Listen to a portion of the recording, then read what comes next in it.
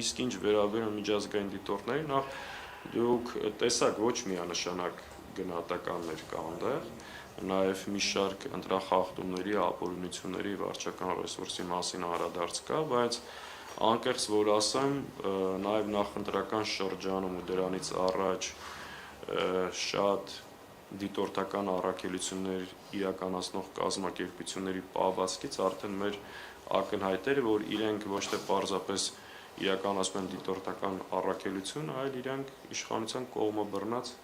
միավորներ են, հակառակ պարագայում են խայտառակ ապօրինությունները, որ տեղի էին ունենում, իրենք մի անգամ պատշաճ եւ ամբողջական կարձագանք էին։ Հետևաբար մենք ակնհայտ տեսնում ենք երկակի ստանդարտների կիրառում եւ եթե սա է ժողովրդավարության մասին միջազգային կազմակերպությունների